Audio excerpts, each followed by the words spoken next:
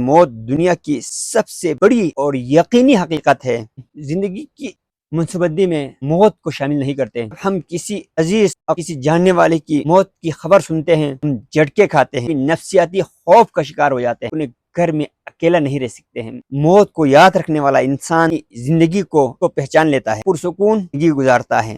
اپنی دولت وقت کا کچھ حصہ دوسروں کے لیے بھی وقف کر دیجیے، حرام خوری سے بچیے۔ السلام علیکم ورحمۃ اللہ وبرکاتہ۔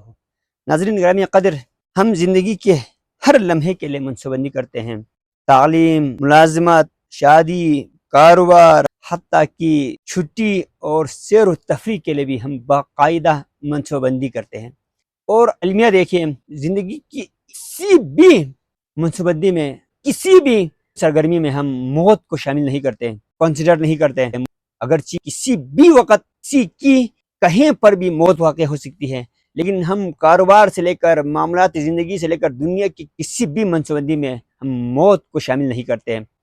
اس کی وجہ سے ہمیں بہت سے دنیاوی حتیٰ کہ اخروی نقصان اٹھانا پڑتا ہے۔ ہمیں چاہیے کہ ہم موت کو اپنی زندگی کے ہر منصوبے کا حصہ بنا کر اس زندگی کو آسان، مطمئن اور بامقصد گزاریں۔ ہم اکثر دولت کمانے کے نشے اور دنیا داری میں حد درجہ مشغولیت کی وجہ سے موت کو یکسر بلا دیتے ہیں، یہاں تک کہ جب ہم کسی عزیز، اقارب یا کسی جاننے والے کی اچانک موت کی خبر سنتے ہیں، ہم جھٹکے کھاتے ہیں اور ہم بیجا اور غیر ضروری نفسیاتی خوف کا شکار ہو جاتے ہیں۔ بہت سے ہمارے دوست احباب محلے میں کسی کی موت واقع ہو جائے وہ اپنے گھر میں اکیلا نہیں رہ سکتے ہیں، اکیلا رہنے میں انہونی انجان خوف محسوس کرتا ہے۔ حالانکہ موت دنیا کی سب سے بڑی اور یقینی حقیقت ہے۔ رب کائنات اپنے منزہ کتاب میں ارشاد فرماتے ہیں، کل نفس ذائقۃ الموت، ہر نفس نے، ہر زی روح نے موت کا مزہ چکھنا ہے۔ ماہرین نفسیات کہتے ہیں جب انسان موت کو بھول کر جیتا ہے، وہ غیر حقیقی خوابوں اور لا یعنی دوڑ میں الجھ کر رہ جاتا ہے، جبکہ موت کو یاد رکھنے والا انسان ہر وقت اپنی زندگی کو، وقت کی اہمیت کو پہچان لیتا ہے۔ جدید تحقیق کے مطابق جو لوگ زندگی کو محدود، لمیٹڈ سمجھ کر جیتے ہیں، وہ زیادہ پرسکون، مطمئن زندگی گزارتا ہے اور ہر لمحہ بھرپور طریقے سے گزارتا ہے۔ سائنس کہتی ہے ڈیتھ اویئرنیس یعنی موت کی آگاہی انسان کو زیادہ بامقصد بنا دیتا ہے۔ مثال کے طور پر وہ اپنا وقت فضول کاموں میں ضائع نہیں کرتا، وہ اپنے رشتوں کو اہمیت دیتا ہے اور رشتے نبھانے کی کوشش کرتا ہے، وہ دوسروں کے ساتھ بھلائی کرنے کی کوشش کرتا ہے، دوسروں کے ساتھ دھوکہ نہیں کرتا، زیادتی نہیں کرتا۔ اس طرح موت کا شعور دراصل زندگی کو بہتر بنانے کا، مقصد بنانے کا، آسان بنانے کا ایک ذریعہ بن جاتا ہے۔ اسی لیے اسلام ہمیشہ موت کو یاد رکھنے کی تعلیم دیتا ہے۔ حضور اکرم صلی اللہ علیہ وآلہ وسلم نے ارشاد فرمایا، موت کو کثرت سے یاد کیا کرو۔ اسلام موت سے ڈرانے کے بجائے، بیجا خوف کھانے کے بجائے اسے یاد رکھ کر زندگی کو سنوارنے کا سبق دیتا ہے۔ اگر ہم اپنی زندگی کے منصوبہ بندی میں موت کو شامل کریں تو ہم ہمیشہ رزق حلال کمائیں گے تاکہ آخرت میں جواب دہی ہو سکے۔ اپنی اولاد کو نیک تربیت دیں گے تاکہ وہ ہمارے لیے صدقہ جاریہ بنے، اور ہم اپنے پیچھے علم اور اچھے اعمال چھوڑیں گے تاکہ مرنے کے بعد بھی ثواب ملتا رہے۔ ہم حتی الامکان کسی کے اوپر زیادتی کرنے سے گریز کریں گے، کسی کو دھوکہ دینے سے گریز کریں گے تاکہ مقافات عمل سے بچ سکیں، ایک دائمی عذاب سے چھٹکارا مل سکے۔ آئیے زندگی کے ہر منصوبے، چاہے وہ کاروباری ہو، معاشرتی ہو، سیاسی ہو، موت کو مد نظر رکھ کر ترتیب دیجیے۔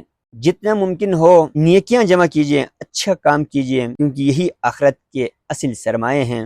اپنی دولت اور وقت کا کچھ حصہ دوسروں کے لیے بھی وقف کر دیجیے، دوسروں کے بلائی کے لیے بھی وقف کر دیجیے۔ اپنے معاملات صاف رکھیے، کسی بھی لمحے موت آ سکتی ہے، حتی الامکان حرام خوری سے بچیے۔ اگر زندگی میں غلطی سے کسی کے ساتھ زیادتی کیا ہے، زندگی میں ہی کوشش کیجیے معافی مانگے، اسے معاف کروائیں، زیادتیوں کی تلافی کریں، اور وصیت لکھنا مت بھولیے۔ وصیت لکھیے، اس کا بڑا فائدہ یہ ہے، اس سے ہمیں اپنی موت یاد رہتی ہے، اور اہل خانہ کو بھی اس سے آگاہ کیجیے تاکہ بعد میں انہیں مشکلات کا سامنا کرنا نہ پڑے۔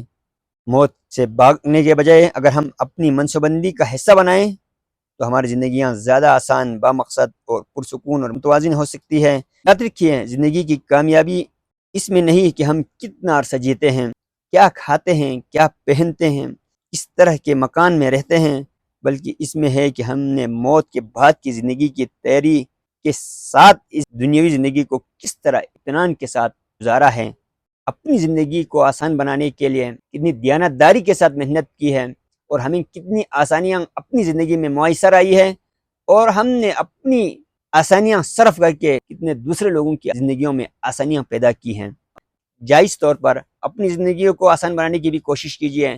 اسی کے ساتھ ساتھ جو اللہ تبارک و تعالیٰ نے ہمیں نعمتیں دی ہیں، آسانیاں عطا فرمائی ہیں، دولت کی شکل میں، عزت کی شکل میں، شہرت کی شکل میں، اقتدار کی شکل میں، اختیار کی شکل میں، اسے دوسرے انسانوں کی زندگیوں میں آسانیاں پیدا کرنے کے لیے بھی استعمال میں لائیں۔ اللہ تعالیٰ ہم سب کو اپنی زندگی کے تمام پابندیوں میں موت کو بھی شامل رکھنے کی اہلیت اور توفیق عطا فرمائیں۔ ہمیں موت کو یاد رکھ کر اپنی اس زندگی کو سنوارنے کی، بہتر بنانے کی اہلیت اور توفیق عطا فرمائیں۔